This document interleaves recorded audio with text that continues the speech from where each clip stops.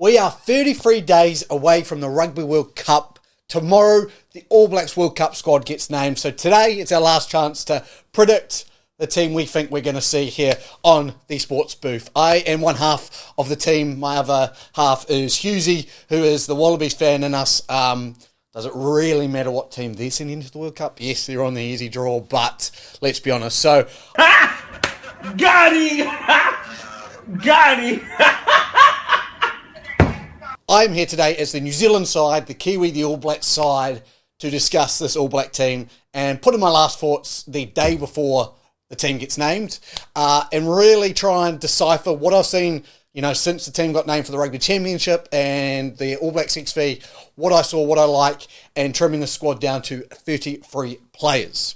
So let's kind of look into it. Obviously, the All Blacks have been undefeated so far. The 2023 campaign looked very good against Argentina and South Africa in the first game against the Wallabies. Not so good in the second game where they made a host of changes. They didn't look as good, but some players put their hands up. I think some players probably took some steps back and made some decisions easier for the All Blacks coaches. In my team, I haven't made too many changes, to be honest, from what they've currently got in the Rugby Championship. I've only taken away, obviously, a few players who we can't take to the Rugby World Cup because you can only have 33. I've also selected a couple of players I would have bracketed, and maybe, because I'm a back, my positioning decisions aren't fantastic, and I'll give alternatives to those. But let's start off with the props. That doesn't change at all. I think the 6 props that they've got stay that way. Ethan de Groot, Fletcher Newell, Tyrell Lomax, Tamatai Williams, Nepo Laulala, and Ofatonga Fasi are the 6 props. They're all going to the Rugby World Cup. Easy. Hookers, exactly the same. Dane Coles, Cody Taylor, and Samisoni Tokeaho are the 3 that are going. No doubts about it. Asafa Moa, obviously, was with the All Blacks XV, but didn't end up playing and went home. So, yeah, I think it's a simple foregone conclusion. I've gone with 4 of the 5 locks. So I've gone 4 locks at Sam Whitelock, Brodie Retallick, the great Scott Barrett, and Tupavai. So Josh Lord misses out, but is obviously next man up in case of an injury. The loosies, and this is kind of where the position decisions have been made. I've taken only 5 loosies, which I think normally most teams would take 6, but I just think with Barrett able to play 6 and cover 6, they're going to take only 5 here. That would normally mean you take an extra lock, but I haven't gone down that direction, and you'll find out why later. We've obviously got Sam Cane, Artie Savia, Dalton Papali'i, Shannon Frizzell, and I think Luke Jacobson. Because as well with Luke Jacobson, he can play 8, 7 and 6. It gives us a lot of depth there. Artie can play 8 and 7. Dalton plays 7 and 6, Sam Cane a specialist 7, and Frizzell a specialist 6, who has spent some time at lock as well. So if in trouble and in need, he can play lock as well. Halfbacks, this is where my first big decision was made, and I think it was quite a clear one to me. I don't think Finlay Christie is up to it, unfortunately. Aaron Smith has shown he's quite clearly the number 1 halfback in New Zealand, if not the world. Finlay Christie, to me, drops out. Cam Roigard stays on, and Brad Weber, his performances for the All Blacks XV, to me, just really showed that experience is going to be massive come finals time. I just think we need someone for those last 20 minutes. Have we seen enough of Cam Roigard to say he can do it on the world stage? Maybe not. I think Brad Weber comes in for Finlay Christie, and Finlay Christie is, unfortunately, the first big loser of this squad. First 5s, it doesn't change. Beauden Barrett, Damon McKenzie, Richie Mo'unga. Although Beauden Barrett is quite clearly going to be a fullback, I think he goes along as a first 5 if we're selecting by positions. The midfield, I've made 1 change-ish, 2 changes. So, no, obviously, Dallas McLeod. I've also dropped Braden Ennor for David Havili. David Havili made his return to action for Tasman in the NPC on New Zealand soil. Got through 40 minutes.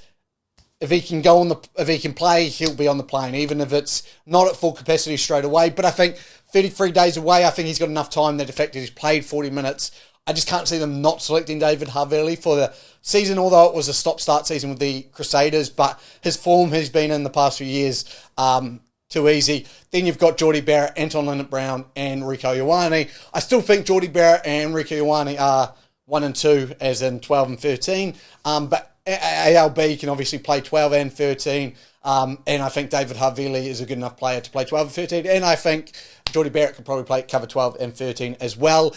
Also, when we talk about the outsides, I think players there can step in if need be. So let's get on to the outside backs. I think most teams would normally select 4 outside backs and just have cover out elsewhere, especially with what Beauden Barrett's going to be playing there. But I've selected 5 here. I've gone with Whanganuku, Caleb Clark, Mark Talia, Will Jordan, and Amoni Narawa. Sean Stevenson could take Narawa's spot. And again, this is obviously injury dependent. But I've just gone, if they selected him there, they've obviously wanted to see a lot of him. And the other ones kind of select themselves for me. I think Whanganuku, would you just be stupid to leave out just because he's been injury-ridden during the Rugby Championship. His form in Super Rugby was undeniable. And Mark Talia as well just has been incredible. Again, just becoming a fantastic football player. With the line-out throw. Good work. Moved it away. Now here's a charge right up the centre. Couldn't get the power.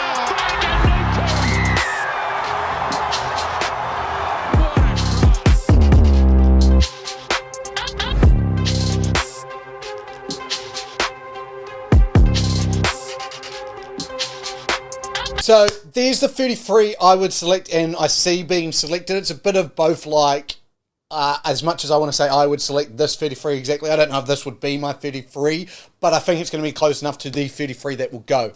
The only changes I really see that could happen tomorrow are Brad Weber and Finlay Christie being swapped over and they just back Christie. They've obviously seen enough of Christie to get him into that spot. But I don't really see a lot of difference elsewhere. And the other one I think will be a drop of a winger, potentially, and either a lock or another loose forward chucked into the mix to give a bit more depth. However, we will find out tomorrow, Monday, 5 p.m. New Zealand time, so 3 p.m. as I'm stuck in Aussie, as when I will find out. We will be reacting to that, so make sure you stay tuned. You're subscribed to the videos, got the notifications bell checked, and let us know what you think, who you think could be different in the squad, who you think, I guess, has missed out or deserves a spot, who I've missed. Finau looked really good yesterday, along with Stevenson, so a lot of really talented players there. It's tough when you've got 33 players to select, but that is the way the World Cup crumbles, and that is the way squad selection has to go. For now, though, thank you for joining me. I will be back again tomorrow to review the squad that Foster does put out. I will also be back the day after to do our podcast, our weekly podcast that comes out on a Tuesday with my boy Husey. Make sure you listen to that. It was a wrap up, a much improved Wallabies performance, but still not good enough to get a win. As always, up the All Blacks. Let's go. I will see you later. Goodbye.